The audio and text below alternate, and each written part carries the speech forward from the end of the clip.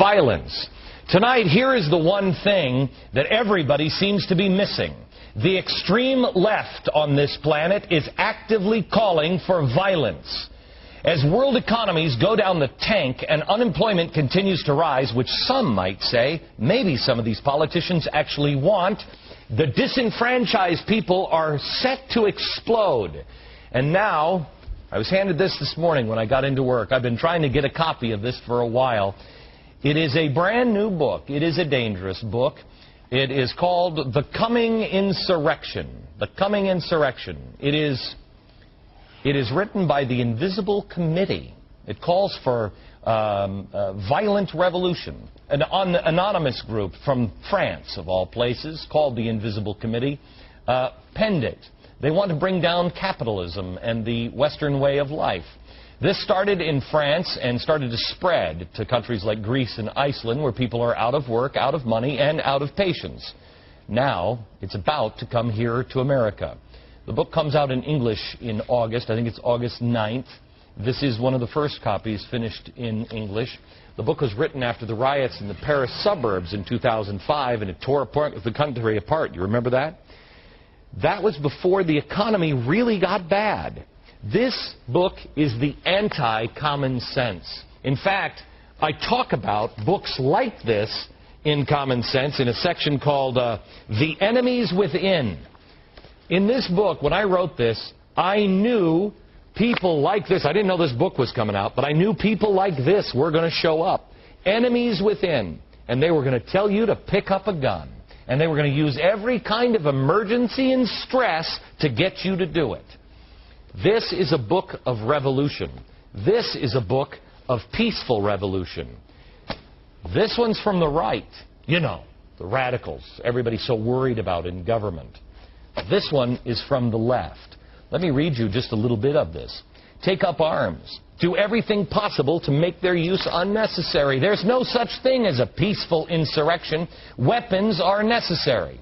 The French government is so freaked out about this book that they arrested 9 people believed to have written The Coming Insurrection on charges of criminal association for the purposes of terrorist activity, for allegedly sabotaging train lines in France.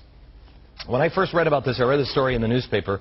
They were taking this group. A group had organized and translated this book, and they were reading unauthorized portions of this book at a New York City bookstore.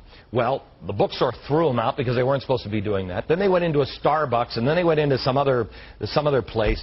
And I read about this in the paper, and I was struck by the line of one of the Americans in there, where they're reading parts of this. They're calling for terrorist activity, and they're calling for the end of Western civilization, the end of our economy.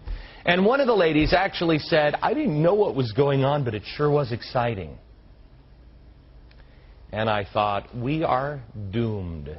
This isn't about excitement. This is more than a curiosity. One of these leaders arrested in France, his name was Julien Copé. He was held for 6 months in France, just released this May. According to a story in the Globe and Mail, back in January 2008, he was visiting Canada. Gee, who's been worried about the Canadian border? Copé and his girlfriend sneaked over the border to visit New York City. According to relatives, they didn't want their photos and their fingerprints or their passports in the hands of U.S. authorities. Why is that? By the way, our borders, they're secure, right? No, we don't have those volunteers yet, do we? Remember, the media will tell you that people like me are the ones to be feared, that I am racist because I say protect the borders, or I am somehow dangerous because I tell you start using common sense. But everything that these people do, these random nut jobs that, you know, go out and start to shoot somebody immediately. Oh, the shooter was a fan of 24. 24 starred John Voight. John Voight, conservative, I'm just saying. This is a call for violence. In it, it says it's a question of knowing how to fight, pick locks, set broken bones, treat sickness, how to build a pirate radio transmitter, how to set up street kitchens, how to aim straight. The synopsis of the book describes it as, quote, an eloquent call to arms arising from the recent waves of social contestation and in France and in Europe that takes as its starting point theft, sabotage, the refusal to work, and the elaboration of collective, self-organized forms of life. A few years ago, I saw the disenfranchisement putting Europe on the brink. It is on the brink of destruction. It has been for a couple of years now. This is a sign that it is coming, and it is coming soon. Even in Japan, protests have been as taboo. They don't do this in Japan. 1960s young people were angered over all kinds of stuff. They don't do that now. They're protesting because people are worried about the economy and they fear for their future. They're taking to the streets. They're beginning to unionize, and the Communist Party of Japan says they are getting 1,000 new members every month in Japan. This book hasn't even been released yet in the country. I'm going on vacation today, and I'm taking this on the plane. I promised my family I was going to read happy books, but I have to read this one first so I can come back after vacation and tell you what's in it, because I'm telling you there is trouble on the way. It has been passed hand to hand via the internet, much like the pamphleteers in pre-revolution America. These people know the history of America, and the left knows the history of America more than most conservatives do. Thomas Paine was one of those people. He issued a call to arms. I am not doing that. You're an idiot if you start shooting people. All that does is delegitimize the cause. Be like Gandhi. Be like Martin Luther King.